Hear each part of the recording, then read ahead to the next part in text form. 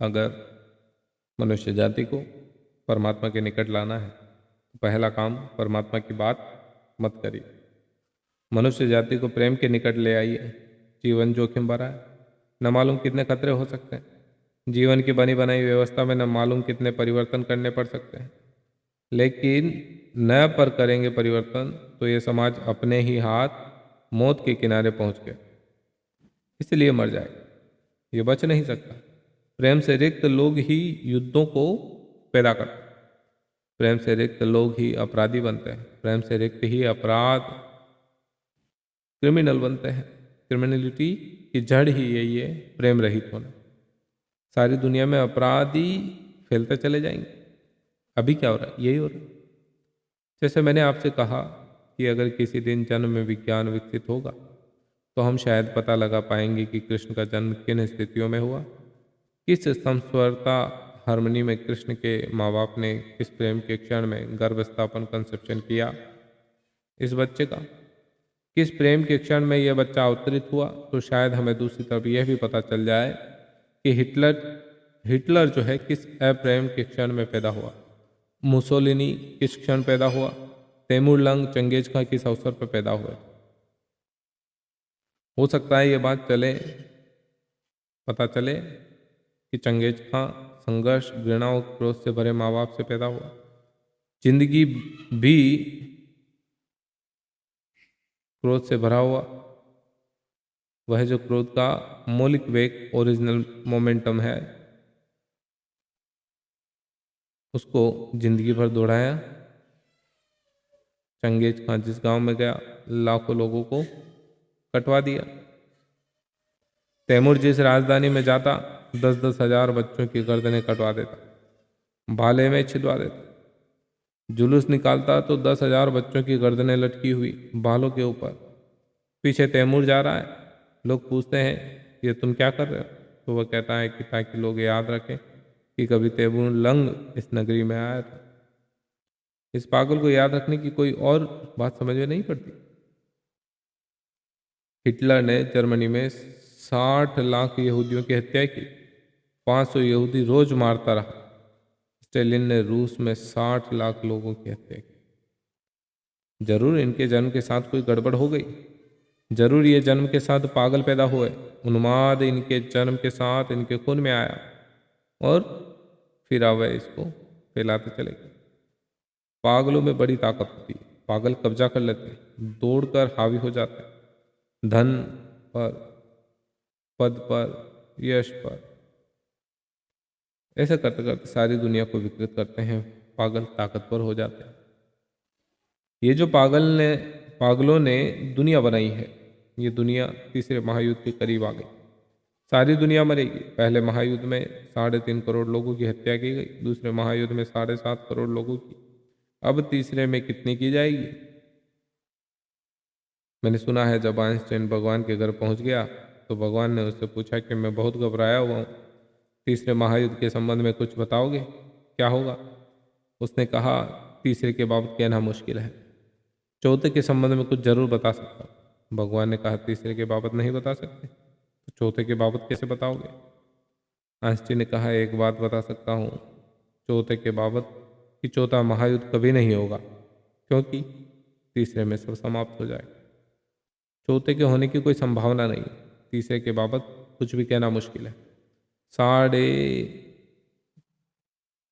30 अरब पागल आदमी क्या करेंगे तीसरे महायुद्ध में? कुछ नहीं कहा जा सकता है।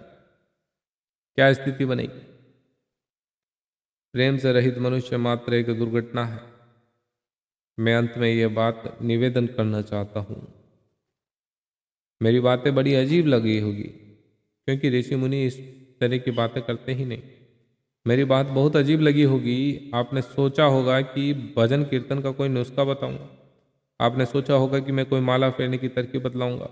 आपने सोचा होगा कि मैं कोई आपको ताबीज़ दे दूंगा जिसको बांधकर आप परमात्मा से मिल जाएंगे। ऐसी कोई बात मैं आपको नहीं बता सकता। ऐसे बताने वाले सब बेईमान हैं, धोखेबाज। समाज को उन्होंने बहुत बर्बाद किया। समाज की जिंदगी को समझने के लिए मनुष्य के पूरे विज्ञान को समझना जरूरी है। परिवार को, दंपत्ति को, समाज को, उसकी पूरी व्यवस्था को समझना जरूरी है। कि कहाँ गड़बड़ हुई। अगर सारी दुनिया यह तय कर ले कि हम पृथ्वी में एक प्रेम का घर बनाएंगे, झूठे विवाह का नहीं, प्रेम से विवाह निकले तो यह सच्चा विवाह होगा। हम सारी दुनिया को प्रेम का एक मंदिर बनाएंगे।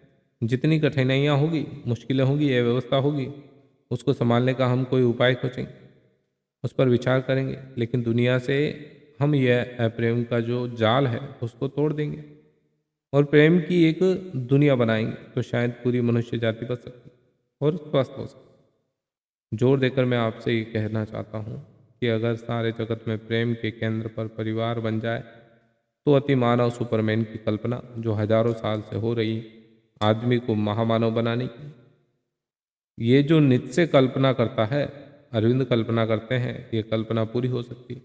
लेकिन न तो अरविंद को प्रार्थनाओं से और न नित्य के द्वारा पैदा किए गए सिद्धांत से वह सपना पूरा हो सकता है। अगर पृथ्वी पर हम प्रेम की प्रतिष्ठा को वापस लौटा लाएं, अगर प्रेम जीवन में वापस लौट आए, सम्मानित हो जाए, अगर प्रेम एक आध्यात्मिक मूल्य ले ले, तो नए मानव का निर्माण हो सकता है, नई संतति का, नई पीढ़ियों को, नए आदमी का। और वह आदमी, वह बच्चा, वह भ्रूण जिसका पहला अणु प्रेम से जन्मेगा, विश्वास किया जा सकता है, आश्वासन दिया जा सकता है कि उसकी अंतिम सांस परमात्मा में निकलेगी। प्रेम है प्रारंभ, परमात्मा है अंत, वह अंतिम सीढ़ी है। जो प्रेम को ही नहीं पाता वह परमात्मा को पा ही नहीं सकता, यह संभावना हो ही नहीं सकती। लेकिन जो प्रेम में दीक्षित हो जाता है, प्रेम में विकसित हो जाता है, प्रेम की सांसों में चलता, प्रेम के फूल जिसकी सांस बन जाते हैं, प्रेम जिसका अणु अणु बन जाता है, जो प्रेम में बढ़ता जाता है, फिर एक दिन वह पाता है कि प्रेम की गंगा में वह चला था, वह गंगा अब किनारे छोड़ रही, सागर बन रही। एक दिन वह पाता है कि गंगा के किनारे मिटते जाते और अनंत सागर आ गए सामने। छोटी सी गंगा की धारा थी, गंगोत्री में छोटी सी प्रेम की धारा होती शुरुआत में, फिर वह बढ़ती है, फिर वह बड़ी होती है, फिर वह पहाड़ों और मैदानों को पार करती है और एक वक्त आता है कि किनारे छूटने लगते। जिस दिन प्रेम के किनारे छूट जाते हैं उसी दिन प्रेम परमात्मा बन जाता है।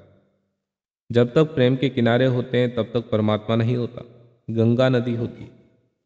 जब तक कि वह इस जमीन के किनारे से बंधी होती है, फिर किनारे छूटते हैं, वह सागर में मिल जाती है, फिर वह परमात्मा से मिल जाती है। प्रेम की सरिता और परमात्मा का सागर है। लेकिन हम प्रेम की सरिता ही नहीं, हम प्रेम की नदियाँ ही नहीं, हम बैठे हैं हाथ जोड़े और प्रार्थना ही कर रहे हैं कि हमको भगवान चाहिए। जो सरिता नहीं है वह सागर को कैसे पाएगी। सारी मनुष्य जाति के लिए पूरा आंदोलन चाहिए, पूरी मनुष्य जाति के आमूल परिवर्तन की जरूरत है, पूरा परिवार बदलने की जरूरत है। बहुत कुरूप है हमारा परिवार, वह बहुत सुंदर हो सकता है, लेकिन केवल प्रेम के केंद्र पर ही पूरा समाज को बदलने की जरूरत है। तब एक धार्मिक मनुष्यता पैदा हो सकती है। प्रेम प्रथम और परमात्मा अंतिम है।